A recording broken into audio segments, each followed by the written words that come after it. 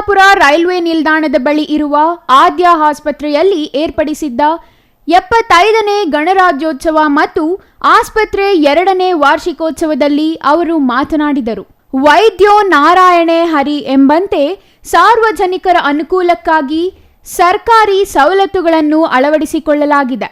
ABAK ಯೋಜನೆಯಡಿ BPL card ಅಥವಾ ಆರ್ಎಸ್ಬಿವೈ ನೋಂದಾಯಿತರಾಗಿದ್ದಲ್ಲಿ 5 ಲಕ್ಷ ರುಗಳ ಉಚಿತ ಚಿಕಿತ್ಸೆ ವ್ಯವಸ್ಥೆ ಜಾರಿಯಲ್ಲಿದೆ. ಜನಸ್ನೇಹಿಯಾಗಿ ಚಿಕಿತ್ಸೆ ನೀಡುವುದು ನಮ್ಮ ಗುರಿಯಾಗಿದೆ ಎಂದರು.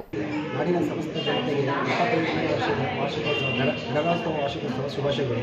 ಅದೇ ರೀತಿ ನಮ್ಮ ಆದ್ಯ ಹಾಸ್ಪಿಟಲ್ ಸ್ಪೆಷಾಲಿಟಿ ಸರ್ಜಿಕಲ್ ಸೆಂಟರ್ ಮತ್ತು 2ನೇ ವಾರ್ಷಿಕೋತ್ಸವ ಸಮಾರಂಭದಲ್ಲಿ ನಮ್ಮ ಪ್ರತಿ ತಂಡವನ್ನು ಭಾಗವಹಿಸಿ ಎಲ್ಲರೂ ನಮ್ಮನ್ನು ಶುಭ ಹಾರೈಸಿದ್ದಾರೆ.